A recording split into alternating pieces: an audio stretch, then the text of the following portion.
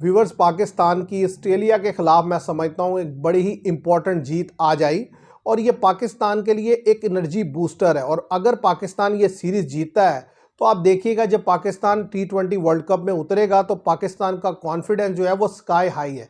लेकिन उससे भी ऊपर की बात यह है कि जिस तरीके से प्रेस कॉन्फ्रेंस में बात करते हुए सलमान अली आगा ने बोला था कि हम चाहते हैं कि वर्ल्ड कप में जाने से पहले हम अपने सारे बॉक्सेस टिक कर जाएं, तो मैं आपके सामने रखना चाहता हूं कि आज के मैच में पाकिस्तान ने, मैं समझता हूं कि अपने ऑलमोस्ट बॉक्सेस जो हैं वो टिक कर लिए हैं। अगर वन बाय वन चलें तो सबसे पहले बात करते हैं ओपनिंग स्लॉट की, क्योंकि जैसा कि आप जानते हैं कि ओपनिंग स्लॉट पर पिछले काफ़ी अरसे से साहिबजादा फरहान और साइम अयूब बैटिंग कर रहे हैं। लेकिन साइम अयूब की फॉर्म उतनी अच्छी नहीं है, इसलिए बार बार कभी फ़खर जमान को लाना पड़ता है ओपनिंग स्लॉट पर, कभी किसी और बैट्समैन को मौका देना पड़ता है ओपनिंग के लिए। लेकिन आज जिस तरीके से साइम अयूब टच में नजर आए और जितना फ्लो में वो खेले और मैन ऑफ द मैच रहे, अगर ये इसी तसलसल से आगे भी खेलते हैं तो कम से कम ये जो ओपनिंग स्लॉट का जो बॉक्स है ये तो टिक हो गया और एक ऑलराउंडर का बॉक्स भी टिक हो गया, क्योंकि आज उन्होंने बैट से भी डिलीवर करके दिया और बॉल से भी डिलीवर करके दिया। 3 ओवर में 29 रन दे के 2 विकेट्स लिए और 22 बॉल्स पर 40 रन बनाए। ऑलमोस्ट 180 का उनका स्ट्राइक रेट था, जिसकी वजह से मैं समझता हूं पाकिस्तान ये मैच जीत सका। और दूसरा इंपॉर्टेंट बॉक्स था वो वन डाउन की पोजीशन, कि आया वन डाउन पर बाबर आजम खेलेंगे या सलमान अली आगा।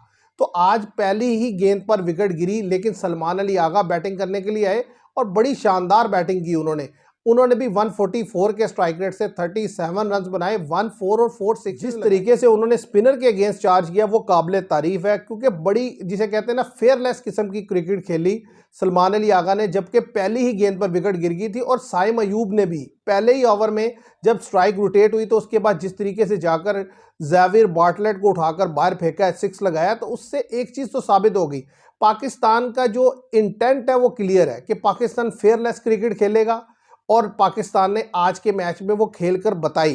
तो दूसरा जो बॉक्स था वो था कि वन डाउन के स्लॉट पर कौन आएगा। तो अब ये बात आप जहन में रखिएगा कि सलमान अली आगा ही वो बैटर होंगे जो वन डाउन आपको खेलते हुए नजर आएंगे, क्योंकि एक तो वो वहां पर फ्लो में भी नजर आ रहे हैं, वो गेम का मोमेंटम भी उठाकर रखे हुए हैं। तो ये एरिया तो आप समझे ये बॉक्स हो गया आपका टिक। दूर इसके अलावा जो बॉक्सेस अगर टिक करने थे वो ये था कि स्पिन डिपार्टमेंट में या ऑलराउंडर में से पाकिस्तान किसे पिक करता है। तो पाकिस्तान ने अपनी स्पिन डोमिनेशन को बरकरार रखते हुए फ़हीम अशरफ की जगह जो मैं समझता हूँ शादाब खान को रखा, और इसी तरह मोहम्मद नवाज खेल रहे थे, अबरार अहमद खेल रहे थे। इन तीनों स्पिनर्स ने भी एक्सेप्शनल परफॉर्मेंस दी और सबसे टॉप क्वालिटी परफॉर्मेंस जो है वो अबरार की तरफ से आई।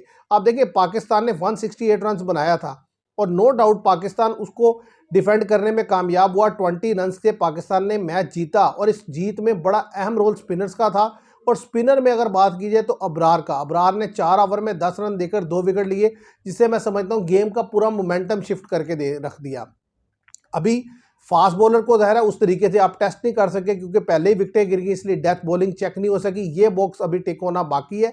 और इसके अलावा जाहिर है जहां पाकिस्तान के लिए इस मैच में काफ़ी कुछ अच्छा था, वहीं कुछ प्रॉब्लमेटिक चीज़ें भी थी और वो भी आपके सामने रखना ज़रूरी है। उनमें है मिडल ऑर्डर की बैटिंग। देखें जब 11 ओवर में पाकिस्तान 100 कर चुका था और 3 विकेट्स डाउन थी, लेकिन उसके बाद फिर उसी तरीके का कोलैप्स आया जैसा कि मुसलसल मिडल ऑर्डर में आ रहा है और पाकिस्तान की पूरी बैटिंग जो है वो जस्ट 168 रन कर सकी 20 आवर्स में। तो आप देखें कि 9 ओवर में पाकिस्तान जस्ट 68 रन बना सका। ये पाकिस्तान के लिए जो अलार्मिंग सिचुएशन है, पाकिस्तान को इस एरिया को हैंडल करना है। नो डाउट विकेट स्लो हो गया था, बैट पर बॉल मुश्किल से आ रहा था, लेकिन क्योंकि ये पाकिस्तान ने अपनी स्ट्रेंथ के तौर पर स्पिनर जो है वो रखे हैं अपने पास, तो आपको अपनी स्पिन जो है स्ट्रैटेजी है, जो बैटिंग स्ट्रैटेजी है, उसको बेहतर करना होगा। क्योंकि श्रीलंका में जब आपको स्पिनर हेल्प करेंगे और आप दूसरे को तंग करेंगे तो दूसरे के स्पिनर भी आपके लिए जो है प्रॉब्लम क्रिएट करेंगे। तो उसके लिए जो बाबर आजम है, फ़खर जमान है, ये दोनों लड़के मिडल ऑर्डर में आपके पास थे। क्रीज पर थोड़ा थोड़ा टाइम जरूर स्पेंड किया, लेकिन मैं समझता हूँ दोनों ही फंसे फंसे नजर आए। उम्मीद करते हैं कि जो आइंदा आने वाले T20 मैचेस हैं उनमें ये दोनों भी थोड़ा फ्लो में नजर आएंगे। फ़खर जमान तो बहुत बुरा वो फंसे नजर आए और बाबर आजम शुरू में थोड़ा सा लग रहे थे, लेकिन थोड़ा फिर बाद में जिस तरीके से 1-2 बाउंड्रीज लगाई तो वो थोड़ा टच में आ गए थे। और उस्मान खान को एक दफ़ा फिर मौका मिला। मैं समझता हूँ कि जो विकेट कीपिंग का एरिया है अभी भी वो टिक नहीं है। उन्होंने आज 15 रन बनाए, लेकिन मैं अभी भी चाहूँगा कि ख्वाजा नाफे को मौका दिया जाए अगले 2 T20 मैचेस में और देखा जाए कि वो लड़का कैसे खेलता है, क्योंकि विकेट कीपिंग का एरिया आपके पास अभी भी खाली है, आप उसको यूज़ कर सकते हैं। अदरवाइज जो है आपने जो स्पिन का एरिया था उसे टिक कर लिया, आपका जो ओपनिंग का एरिया था आपने उसे टिक कर लिया। अभी फास्ट बॉलिंग और मिडल ऑर्डर के जो बॉक्सेस हैं वो टिक होना बाकी इसलिए आसे हैं कि कौन सा प्लेयर किस नंबर में बैटिंग करेगा और उसकी फॉर्म कैसी रहेगी, क्योंकि देखिए फॉर्म होगी तो आप मैच निकालेंगे। क्रूशियल मैचों में जब आपकी ऊपर से 1-2 विकेट्स गिरेंगी तो जो मिडिल ऑर्डर में लड़के आएंगे इन्होंने गेम को फ्लो भी बरकरार रखना है और इनिंग्स को भी लेकर चलना है। ऐसा नहीं हो सकता कि आप अगर मिसाल के तौर पर आज जैसे 1 विकेट गिरी थी, अगर इसी तरीके से आपके 10 रन पर 2 आउट हो जाते और फिर बाबर आजम क्रीज पर आते तो क्या, फिर मैं देखना चाहूंगा कि आपका गेम का मोमेंटम क्या रहता।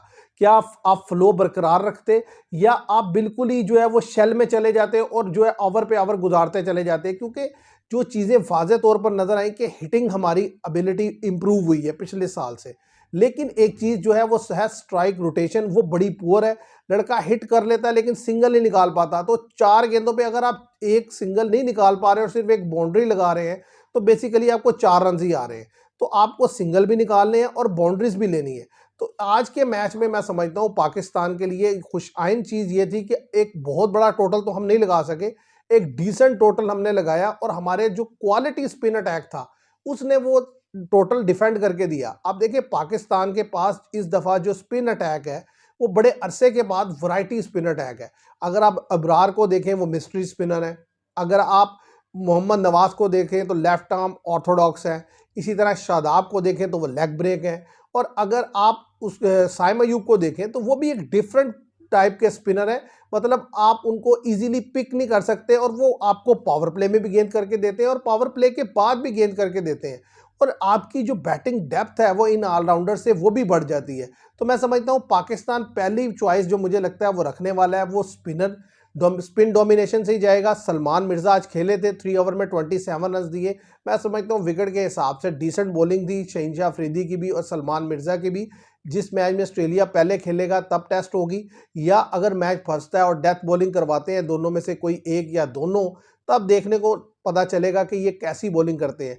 तो आज के लिए मैं ये समझता हूँ कि जो एरियाज़ पाकिस्तान ने रखे थे कि ये एरियाज़ जो है वो क्लिक होने चाहिए, यहाँ पर जो है पाकिस्तान को बेहतर होना चाहिए, उनमें से कुछ एरियाज़ में पाकिस्तान ने बेहतर काम किया और अपनी गेम की इम्प्रूवमेंट शो की है, और जो कि बड़ी खुश आइंद है। मैं उम्मीद करता हूँ जो बाकी के एरियाज़ हैं वो भी अगले दोनों मैचेस में जो है कवर होंगे, वो बॉक्सेस भी टिक होंगे और पाकिस्तान जब वर्ल्ड कप खेलने जाएगा तो ज़्यादा कॉन्फिडेंट जाएगा और इस दफ़ा सबको अपनी परफॉर्मेंस से सरप्राइज करेगा। तो देखते हैं व्यूवर्स क्या होगा। आज के लिए इतना ही। Thank you very much.